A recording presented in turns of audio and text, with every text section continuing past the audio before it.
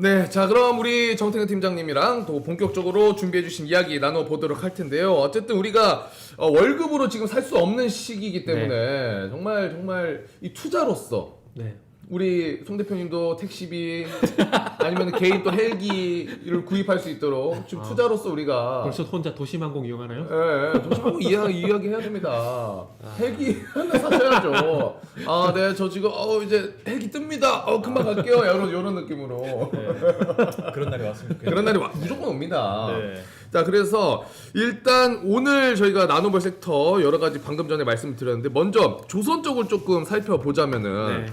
강판값 인상 우려 있고요. 그리고 또 수주 관련 기대감도 동반해서 같이 있습니다. 어떻게 조선 쪽 일단 전망을 좀 봐야 될까요?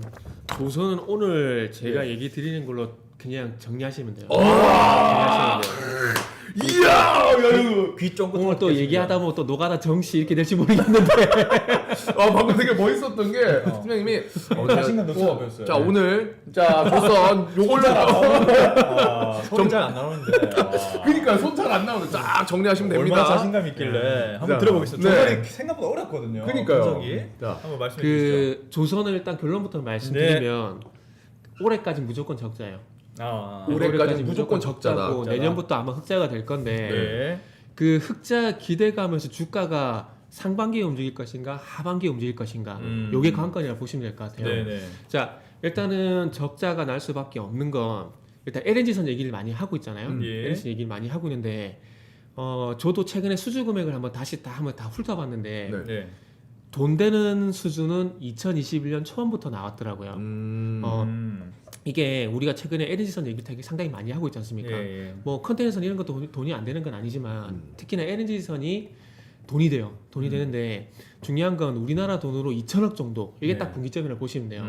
2천억 정도가 분기점인데 2천억 정도 받게 되면 딱 똔똔이라고 보시면 돼요. 또 왜냐하면은 네. 2천억 수주를 받게 되면은 2천억에서 이 화물차 그 멤브레인형이라고 하죠. 가스 보관 용기. 네. 이게 프랑스 GT사가 특허를 가지고 있어요. 네. 그래서 수주 금액의 10%를 무조건 줘야 돼요. 그 회사에 네, 줘야 돼요. 그러다 보니까 그 로얄티를 주고 배 원가 맞추다 보니까 딱 우리나라 돈으로 2천억이 안 되면 2천억이 아래쪽으로 가게 되면 무조건 적자예요. 적자. 그래서 2021년 이전 보면 1억 9천만 불, 1억 8천만 불 이게 다 적자 수준 거예요. 신조선가 되게 낮았었잖아요. 네. 그래서 그 적자 수주를 받았기 때문에 당연히 돈이 안 되는 수주거든요. 그런데 중요한 건 배를 수주받고 도쿄에서 바로 생산을 못 해요. 배마다 다 설계를 다 따로 해야 돼요. 다 따로. 그러다 보니까 수주를 받고 설계를 하게 되면은 설계에서 이제 수주까지 들어가는 기간까지 딱 2년 정도가 걸려요. 2년. 네. 네. 그렇기 때문에 2020년까지 받은 수주를 보게 되면 2022년부터 건조가 들어가잖아요. 네. 그러면 2021년부터 돈 되는 수주를 받았다고 보게 되면 그 돈 되는 수주가 2023년부터 반영이 될 수가 있다라는 거죠. 그리고 조선 같은 경우는 수주를 받는데서 돈이 바로 다 들어오는 건 아니에요. 네. 이게 헤비테일 방식이라 그래가지고 이게 아파트 분양과 똑같이 보시면 돼요. 계약금 내고 중도금 내고 잔금 내는 방식이거든요. 그래서 조선 헤비테일 방식도 20% 계약금을 받고 30% 중간에 이제 수주 그 건조가 들어가게 주고 두고 있고 네. 마지막에 인도가 되게 되면 50% 주는 방식이에요. 그렇기 때문에 수주받는데 다 돈이 안 되거든요. 네. 그렇기 때문에 이게 이제 건조에 들어가게 되면은 그래도 절반 정도 받게 되는 거잖아요. 그렇기 때문에 2023년부터 이제 돈 되는 수주가 가능한 건데 최근에 그 얘기 많이 나와요. 후판 가격. 이게 그 소위 말하는 벌크선 용접만에 그 철판을 용접해가지고 그냥 물에 띄우는 벌크선 같은 경우에는 네. 이 후판기 원가에 한 30% 들어가요. 네. 이 후판 가격이 올라가게 되면은 벌크선 같은 게 부담이 돼요.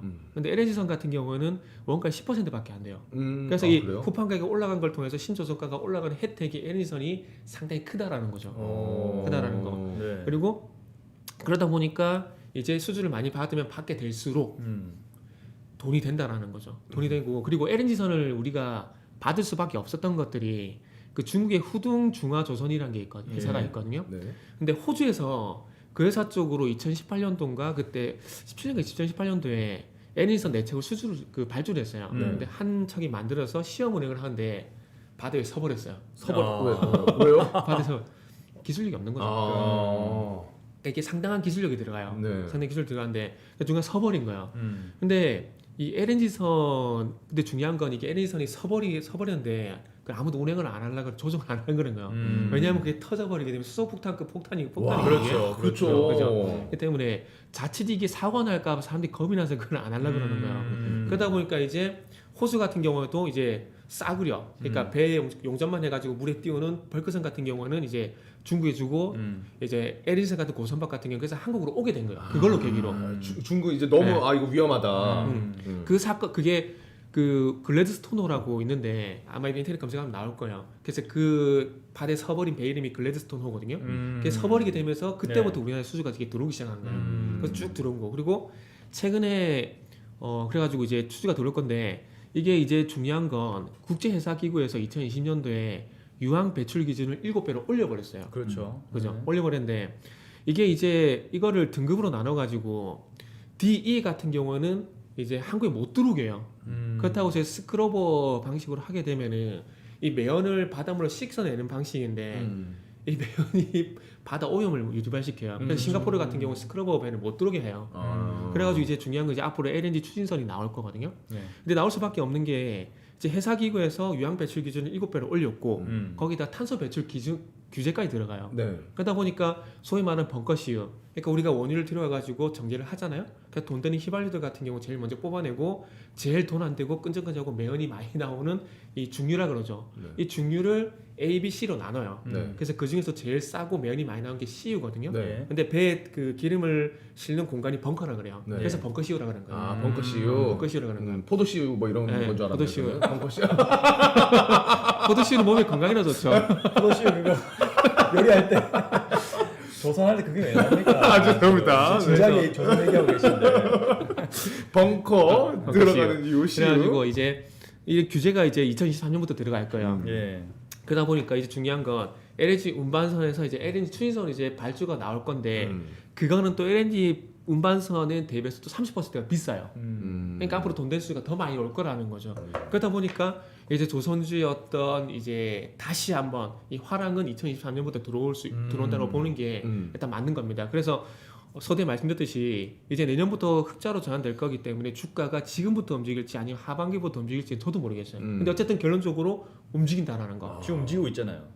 근데 지금 서서히 움직이고 최근 며칠 있는데. 움직인 거 가지고 네. 움직였다 보기 힘들 거예요. 근데 그리고 지금 대우조선해하고 삼성중공업 이제 바닥에서 꿈틀거리는 거 현대중공업은 이게 누가 보더라도 MSCI 그 이슈잖아요.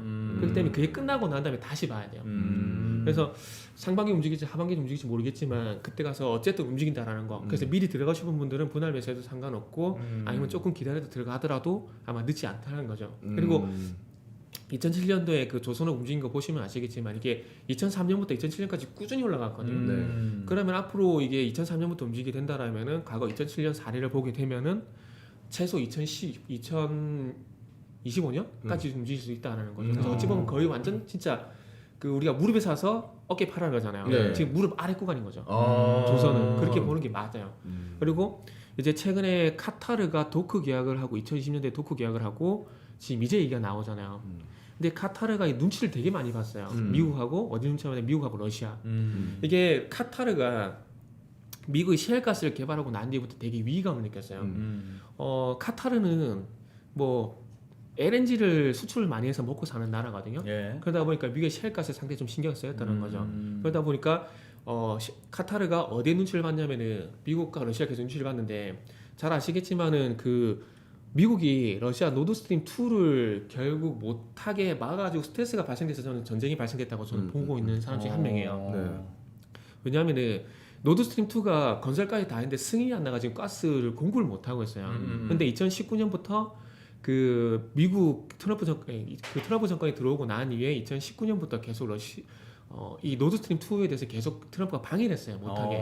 왜냐하면은 네. 셰일가스 수출하려고. 근데 이 셰일가스가 그 미국 같은 경우는 그 기름이라든지 가스를 들여오는 인프라는 있는데 수출하는 인프라가 없어요. 근데 트럼프 정권이 들어오게 되면서 이 인프라를 만들어가지고 완성된 시기가 2020년이었거든요. 네. 그러다 보니까 이거를 팔아야 되는데 제일 많이 팔 수 있는 곳이 이제 또 우방인이라 할 수 있는 곳이 유럽이거든요. 유럽이 의존도가 상당히 높다 보니까. 그렇죠. 그래서 유럽에서 그런 그 진행을 해 왔었던 거죠. 그러다 보니까 이제 러시아 같은 경우도 이 노드스트림 2 노이즈가 발생되다 보니까 자기도 이제 이 LNG 수출하겠다. 배를 발주를 하는 거예요. 그런데 이 에디선을 발주를 하는데 여기 북극해는 얼음이 덮여 있잖아요. 네. 그러다 보니까 세빙선, 얼음을 뚫고 나가야 돼요. 예. 네. 근데 이게 또 좋은 게 뭐냐면은 기존 LNG 운반선 대비해서 가격이 50%가 비싸요. 더 비싸요. 네, 그렇죠. 더 비싸요.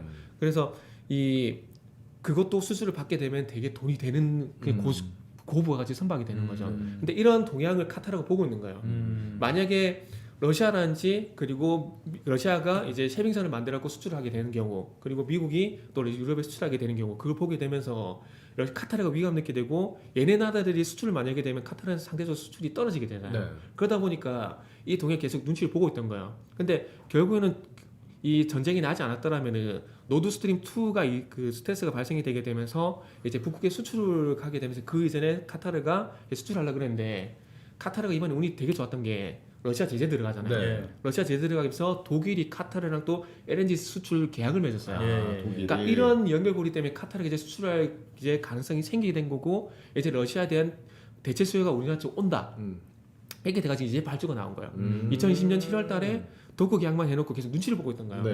근데 이제 와서 150톤 얘기가 나오고 있는 상황이잖아요. 그래서 한 6척인가 4척 정도는 중국과 에너지 관계 때문에 할 수밖에 없는 부분이 있었고, 어느 정도. 그 나머지 같은 경우는 이제 한국이 다 갖고 온다는 게 거의 정설이에요. 어. 그래서 그 속에서 지금 이거는 내피셜인데 예. 대우조선양이 45척은 이미 수주를 받았던 얘기가 있어요. 오. 45척을. 그래서 또 이게 시기가 좋은 게 그러려고 그런 건지 아니면 시기 때문에 그런 건지 모르겠지만, 만약에 2010년 7월달에 도크 계약을 하고 만약 그때 150척 계약을 했으면 돈이 안 돼요.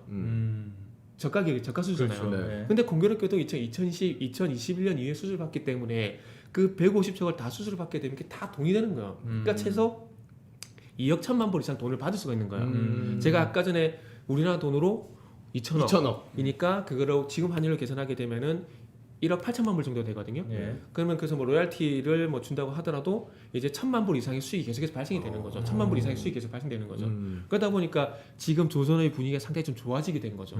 좋아지게 된 거고, 이제 앞으로 또 탄소 배출 이런 것도 맞물리게 되면서 이제 LNG 수위선까지 만약에 수주를 받게 되면은 우리나라는 이제 완전 호황이 들어가게 되는 거죠. 그러면은 방금 얘기해주신 그런 지금 수주받은 것들 중에 네네. 러시아 관련된 있어요. 있어요? 네, 있어요. 근데 그거는 만약에 지금 뭐 대금을 혹시나 못 네네. 받아버리면 그런 우려도 있지 않나요? 그거는 제가 지난주에도 출연 때 말씀드렸는데 다 러시아와 비호진 국가가 아니에요. 이제 지난주에 제가 한 말씀드렸잖아요. 인도가 그 바이든이 인도가 자꾸 양다리를 걸쳐서 화가 났다고. 그러니까 중국이라든지 인도라든지 그리고 유럽 쪽이라고 하더라도 다 이제 친미는 아니거든요. 물론 지금 이번에 러시아가 종이 호랑이라는 게 드러나게 되면서 미국 쪽 돌아선 날이 되게 많아졌어요. 많아진 건 사실이지만 그럼에도 불구하고 아직까지 유럽의 우호적인 국가들이 있고, 그리고 뭐 조금 전에 말씀드렸듯이 인도라든지 그리고 중국이라든지 러시아의 어떤 수요를, 그러니까 공급을 받아줄 만한 되게 많다라는 거죠. 그렇기 때문에 러시아 그렇게 걱정할 필요는 없어요. 크게 우려할 필요는 없다. 네네. 그리고 지금 중국하고 지금 북한 같은 경우도 제재를 하고 있지만 효과가 없잖아요. 아무 없어요. 제가 이렇게 톤을 들 때 네. 팀에 손을 봤거든요. 네. 근데 여기 굳은살이 되게 많으시더라고요. 갑자기요. 아니 혹시 거제도에서 한 일을 하고 오셨나? 왜 이렇게 조선? 아니 제가 이렇게 과거 조선어를 어떻게 이렇게 되게- 잘하실까? 가게 일을 좀 했어요. 노가다. 소위 말 노가 좀 했어요. 오, 조선소에서? 조선소 잠시 일했었어요. 진짜요? 와 진짜 대박이에요. 제발 맞죠? 제발 맞죠? 야. 근데 이게 그때 생긴 굳은살은 아니에요. 네. 이게 제가 그 농담이죠. 예. 아르곤 용접도 해봤고, 우와. 아르곤 용접도 해봤고, 그다음에 3월에 아세요? 네? 몰라. 이거 이제 뭐야? 그 시멘트 반죽 이걸 3월이라 그래요. 아. 그것도 하고 이제 저 그 전기공사 대한 풀링도 하고. 그러니까 제가 다 해봤어요. 다 해보셨네. 너가 진짜 대단하시다. 노가다는 다 해봤어요. 그래가지고 이런 실무 경험 있으니까 이게 좀 그러니까. 이게 바삭하게 알 수가 있거든요. 네. 자 정리해드립니다. 이게 자신감이 나올 수 있는 거예요. 그래서 제가 서대에서 노가다 정시.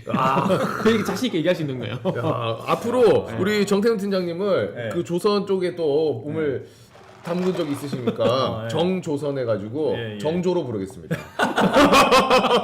어감은 좀 그런. 정조. 왜 약간 왕 느낌. 정조 모시고 오늘 함께 하겠습니다. 이런 느낌. 정조 하지 말고 정조 해주세요. 정조 하니까 좀 이상해요. 그래서 어쨌든 조선은 좋아진다. 좋아진다. 단지 주가가 지금 움직일 것인가 아니면 하반기에 움직일 것인가, 그게 관건이다. 그러면 팀장님 네. 보셨을 때 슈퍼 사이클이라고 하는 거는 연으로 쭉쭉쭉 올라가는 그런 사이클이 네. 나와야만 이제 주가가 올라간다라고 그쵸. 보시는 거예요. 음. 근데 그럴 가능성이 높아지고 있다라고 보시는 거죠. 그죠. 거의 이제 무릎 아래라고 보는 거죠. 지금 지금 현재가. 예, 여러분의 조선의 슈퍼 사이클 가능성을 이제 우호적으로. 보고 그래서 계시는 지금은 우리 어떤 종목을 팀장님. 살까 고민을 네. 해야 되는 시기인 거죠. 지금 흑자가 나고 있는 현대중공업을 살 것인가, 네. 적자지만 그래도 대우조선해양을 살 것인가. 음. 근데 삼성중공업은 말씀을 안 드리고 싶은 게 제가 네. 볼 때 네. 해양 플랜트 적자 다 안 털어냈어요. 아마 이걸 제가 볼 땐 조금씩 반영을 시키는 것 같아요. 그래서 실적이 조금 안 나올 수도 있다. 적자를 반영시키다 보니까 둘 중에 그러면 조금 고르자면 팀장 개인적으로는 그냥 왠지 한국조선해양이실 것 같은데.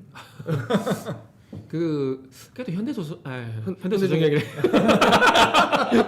뭐 이상하네요. 현대중공업을 봐야 되지 않을까 생각은 들어요. 그래요? 흑자. 근데 또 위치를 보게 되면 대우조선해양이 좀 더 매력적인 것도 같고. 근데 지금 대우조선해양이 스트레스가 있잖아요. 지금 현대중공업과 합병 이슈가 지금 스트레스가 좀 있잖아요. 그러다 보니까 그게 또 주가 발목 잡지 않을까. 그러니까 이게 너무 많이 하나도 문제인 거지. 그렇지. 그래서 너무 많이 한참 하니까. 투자는 단순해야 되는데. 네. 생각할 거리 너무 많다 보니까 지금 솔직히 세 개 중에서 어차피 세 개 중에 하나거든요. 네.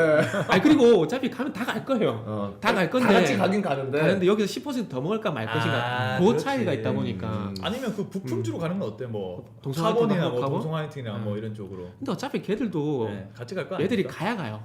그러니까. 네, 가야 가.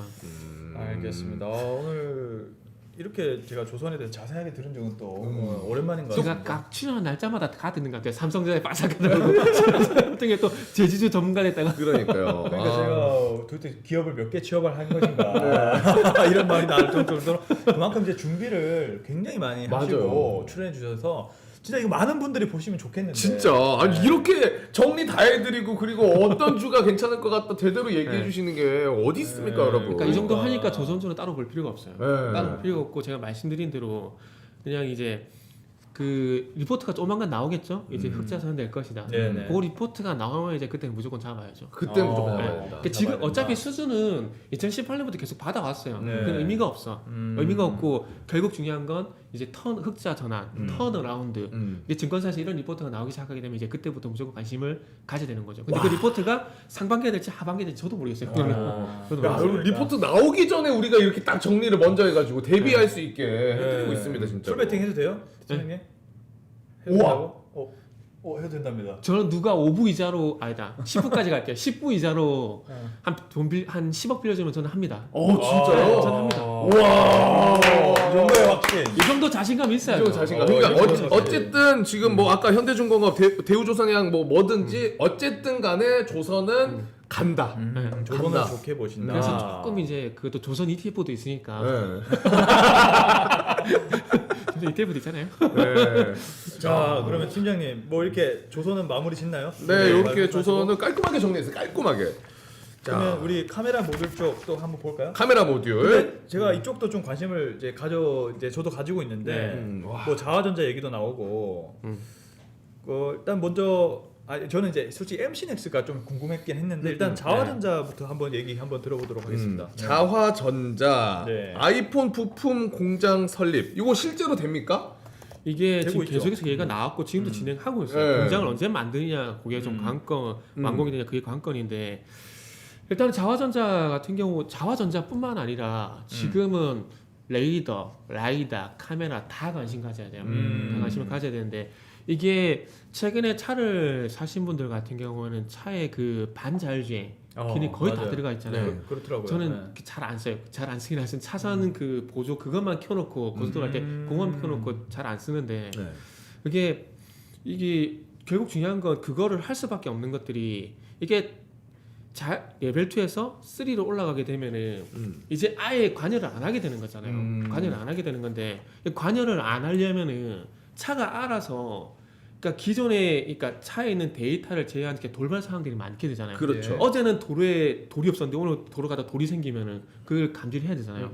그러면은 그것들 다 감지하기 위해서는 모든 센서를 그러니까 모든 촉감을 다 가동을 해야 돼요. 그렇죠. 그러니까 카메라를 통해서 앞을 보고 레이더를 통해서 이 라이더를 통해서 주위 어떤 그 방해물 요소가 없는지 그걸 다 체크를 해야 되거든요. 근데 그런 걸 제외를 하더라도 카메라는 어쨌든 실시간 감시를 해야 되고 있어야 되는 거죠. 네. 오감이 다 발동이 돼야 된다는 거죠. 근데 그 속에서 보게 되면은 결국 카메라를 볼 수밖에 없는 부분들이고 지금 중요한 건 자화전자 얘기. 어차피 자화전자는 뭐 무슨 뭘 하는 회사인지는 이미 다 알고 있는 상황이기 때문에 지금 애플 같은 경우에 그 DCU라 그래갖고 그 스마트폰에 그 모바일 어플리케이션 역할하는 중앙 제어 장치를 현재 방식으로 가려고 해요. 근데 네. 이게 지금 기술력이 제일 뛰어난 거 지금 테슬라거든요. 근데 그쵸. 그래서 테슬라 같은 경우도 레이더, 라이다, 카메라가 다 들어가요. 근데 애플도 마찬가지라는 거죠. 그렇기 때문에 이 DCU, 그러니까 DCU라는 걸 통해서 최종적으로 모든 것을 제어해 나갈 건데 그러기 위해서는 앞으로 이 카메라 장착수 높아지게 되고 이 카메라 어떤 성능이라든지 그리고 이 카메라 가지고 어떻게 소프트웨어를 가지고 어떻게 그 조작을 할 것인가 이런 부분이 상당히 중요하게 된다라는 거죠. 그렇게 봤을 때 아직까지 애플이 어떤 회사와 협력한다는 얘기는 안 나왔어요. 네. 그러니까 추측으로 지금 자화전자 같은 경우는 공장을 만들다 보니까 제일 먼저 수혜자가 되지 않을까라는 그렇죠. 얘기가 나오게 되는 거고 네. 그리고 이제 앞으로 또 어떤 회사와 협력할지 되면 추가적으로 계속 노출이 될 거라는 거예요. 근데 그 손동희 대표님도 아시겠지만 애플이 사업 이전에 이렇게 노출된 걸 되게 싫어요. 아, 그죠? 그렇죠. 노출되는 순간 아웃이에요. 진짜. 아웃, get out. get out! 못 봐요. 못 봐요. get out 되는 거예요. 그렇기 때문에 상당히 이게 그 보안이 철저하거든요. 네. 근데 그래서 그 추가적인 기업은 알 수가 없고 그리고 자화전자 같은 경우는 이미 공장 건립에 대한 얘기가 나온 상황이기 때문에 그렇죠. 일단은 수혜라고 볼 수밖에 없는 부분들이죠. 그리고 MG넥스는 지금 뭐 손동희 대표님도 얘기해 주시겠지만 거의 뭐 현대차 1차 변다라고 보는 게 맞다라고 봐져요. 왜냐하면은 지금 아이오닉 5에 들어간 전장용 카메라도 공급을 하고 있고 제네시스 아다스 그 프로그램에 들어가는 카메라도 이제 공급하고 있는 상황이기 때문에 앞으로 추가적으로 센서 퓨전이라는 그 기술을 이제 접목을 시킬 거예요. 근데 그 속에서 그 센서 퓨전도 아까 조금 전에 말씀드린 DC와 똑같은 개념이라고 보시면 될 것 같아요.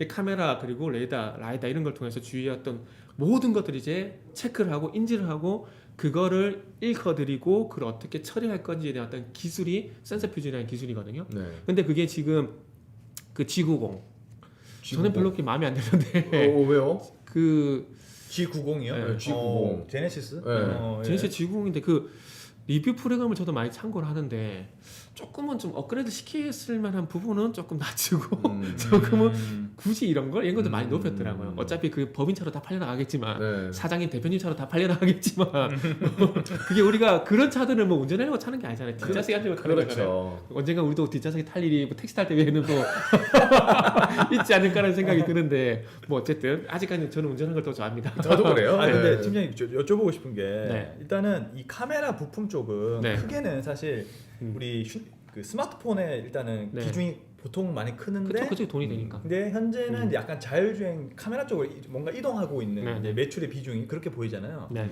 근데 약간 이제 궁금한 부분들은 이 삼성전자도 GOS 논란이 좀 있었지 않습니까? 고스 논란이죠. 네. 근데 이제 예를 들면 이제 MC넥스를 예를 들면은 이제 그 삼성전자 비중이 높더라고요 매출 비중이. 근데 이제 그 GOS 그 이슈로 인해서 쭉 감소를 했다가. 네.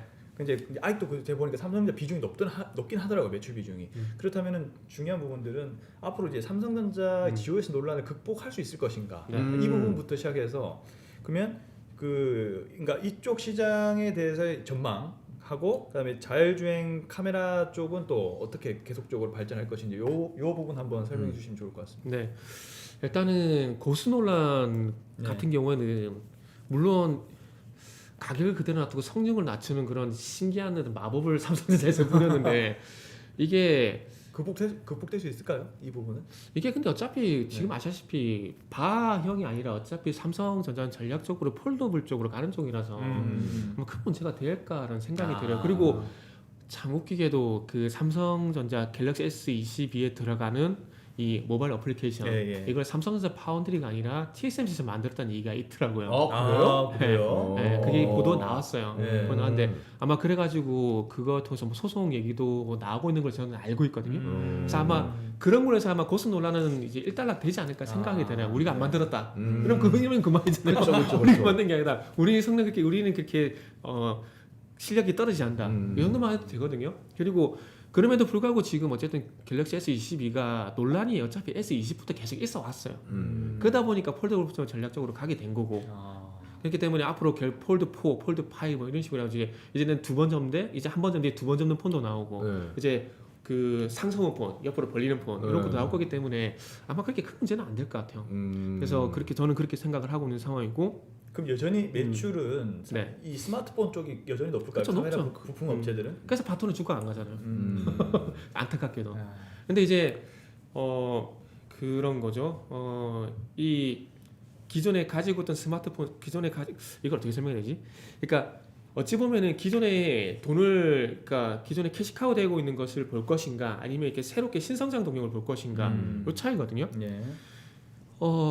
근데 아마 앞으로는 어차피 전형적으로 그러니까 이게 저는 이 자율주행차도 크기가 커진 스마트폰이라고 봐요. 맞는 네, 말씀입니다. 크기가 큰 스마트폰 보거든요. 그렇기 때문에 앞으로 어찌 보면은 이 스마트폰에서 이제 시선은 자연스럽게 자율주행차 쪽으로 가게 되면은 이 자율주행차 쪽에서 매출이 늘어나게 되잖아요. 그럼 자연스럽게 스마트폰은 저는 잊혀질 거라고 봐요. 그리고 어차피 그렇잖아요. 항상 그 얘기 되잖아요. 테마의 신선도. 그러니까 스마트폰이 이제는 뭐 주된 캐시카우는 맞긴 하지만 이제 사람이 항상 또 새로운 걸 원하게 되잖아요. 그렇죠. 새로운 네. 거. 이제 전 여친이 있었으면 또 새로운 여자친구도 만나고 무슨 말씀하시는 거예요? 이제 또 갑자기 여자친구가 카메라 잘 설명하다가 아니 저도 무의식적으로 그렇죠. 아니 그런 얘기 하잖아요. 네. 그 남자들 이상형은 항상 이제 처음 본 여자. 아닌데요. 저는 아닌데요. 두 분이 이제 결혼도 똑같구나. 하셨고 여자친구세요? 저는 그럼요. 아니, 그래- 저는 이 친구만 보고 갑니다. 저는 없어요. 그래서 이런 얘기하는 거예요. 없기 때문에 그런 얘기하는 겁니다. 아마 그게 다 공감하실 거예요. 처음 보는 여자. 없을 땐 그럴 수 있어요. 네. 그리고 아니 그러면 항상 우리 같잖아요. 이게 S21 쓰다가 예. 폴드블 4가 나오게 되면 거기에 관심을 하게 되는 거고. 제가 좀 그래요. 그죠. 그러니까 이런 거라니까요. 항상 폰을 바꿔요. 네. 그러니까 새로운 거에 사람이 관심을 가질 수밖에 없어요.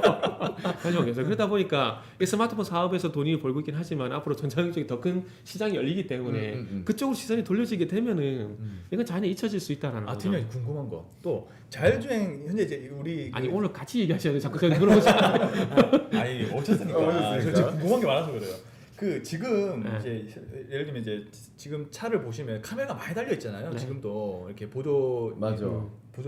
보조 시스템으로. 네. 근데 앞으로 그 새로운 자동차가 나올 때 카메라 부품 수가 더 추가가 될까요? 자동차에 어떻게 보세요? 더 된다고 될까요? 봐야 되지 않을까요? 더 추가가 될까요 네, 여기서? 더 추가된다고 봐야 되지 않을까 아. 생각이 들어요. 지금 모 증권사 리포트를 참고하게 되면 예, 한 예. 20개, 30개 들어간다는 얘기가 카메라. 있는데 카메라가 네. 현재는 한 8개에서 10개 정도 맞나요? 그렇죠. 그 정도로 알고 있는데. 저 앞에 전방에 하나 뭐 사이드 이렇게. 맞아요. 사이드도 들어가고. 위로도 한번 쏘고. 네, 어라운드 이렇게 들어가고. 어라운드. 있는데 이제 뭐 좌측에도 한 8개가 달릴 거고 바닥에도 달릴 거고 위에도 달릴 거고 여기 모서리도 달릴 거고 계속 그럴 거 아니에요. 그만큼 필요가 있나요? 그게? 왜냐하면은 네. 주위의 모든 걸 다 감지를 해야 돼요. 주위의 네. 모든 걸 싹 다 감지를 해야 돼요. 예. 만약에 이게 자동차를 예를 들게 되면은 이쪽 부분에 어떤 이 모서리 부분에 돌발상이 발생됐는데 여기서 많이 감지를 못해. 그럼 사고로 이어지게 되잖아요. 그러니까 이런 부분을 다 커버를 해야 된다는 거죠. 근데 그런 부분들은 지금도 필요한데 왜 네. 지금은 안 달릴까요? 그 카메라가? 그러니까 이게 그런 거죠. 그러니까 비용 좀 전에 때문인가? 반자율주행 말씀했잖아요. 예, 예. 그것처럼 그러니까 레벨 2에서는 사람이 일정적으로 관여를 하게 되잖아요. 네. 그러다 보니까 아. 말 그대로 보조인 거죠. 그러니까 네. 주가 아니고 예, 보조인 거죠. 현재는. 네. 레벨 2까지는 보조기 때문에 네. 그런 거고 이제 앞으로 이제 보조가 아니고 주로 넘어가게 되면은 너무나 당연히 이제 그렇게 될 집중이 될 수밖에 있겠네. 없는 거죠. 아, 완전 자율주행 개념에 완전 접근할 수 있도록 네, 네. 카메라도 더욱더 이제 붙을 수밖에 없다 이렇게 보시면. 그러니까 만약에 이런 거죠. 그 앞으로는 지금은 만약에 도로를 가다가 사고가 발생됐어. 그럼 사람이 개입을 해야 되잖아요. 네. 근데 앞으로는 그 사고가 발생됐을 때도 사람이 개입하지 않는 그런 상황까지 오게 되는 거죠. 그렇기 위해서는 이 장착되는 것이 상당히 좀 많아질 수밖에 없는 거죠. 그리고 아마 지금 아직까지는 우리 운전하시는 분들의 인식이 네. 자율주행을 완벽하게 신뢰하시진 않을 거예요. 그게 자리가 또 잘못돼 있을 것 같고. 그리고 저는 개인적으로 이제 외부를 관찰하는 것뿐만 아니라 그런 돌발 상황이 발생됐을 때 제대로 이 자동차 시스템이 돌아가느냐, 소프트웨어적인 부분도 그렇고 하드웨어적인 부분도 그렇거든요. 네네. 그럼 이 하드웨어적인 부분이 제대로 돌아가지 되었던 체크도 필요하게 되면 그렇죠. 거기도 카메라가 들어가지 않을까 생각이 들거든요. 저도 그 생각했어요. 네, 그죠. 네. 그러면은 아마 카메라 수요가 더 많이 늘어난다고 봐야 되겠죠. 고성능 카메라의 수요가 더 늘어난다고 봐야 되겠죠. 그렇죠. 네. 맞습니다. 자, 저희가 시간이 너무 많이 지나가지고 짧게 마지막으로 요것만 하나 여쭤보겠습니다. 진단 키트 관련해가지고 네. 지금 이제 사회적 거리두기 거의 끝났다고 봐도 될 것 같아요. 이제 곧이어서. 근데 진단 키트 수요가 줄지 않고 있어요. 지금 어떻습니까? 실제로? 좀 저는 많이 줄었을 것 같은데. 이게 그전에도 한번 말씀드렸는데 네. 이런 제가 말씀드렸어요.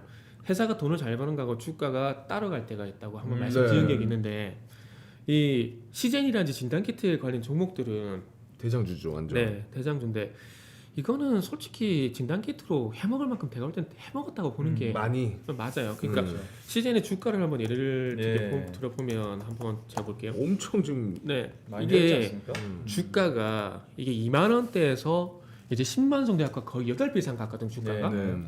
그러면 이렇게 주가를 움직일 때 순수하게 외국인이 사고 개인 사고 이렇게 올라갔다고 생각하시는 분은 아마 없을 거라고 생각을 해요. 네. 그러니까 누군가 솔직히 마사지를 했다라고 보는 게 이건 맞는 거거든요. 그러면 이 사람들이 8배를 이미 해먹었어요. 네. 해먹었는데 굳이 이 종목의 주가를 다시 건들까요?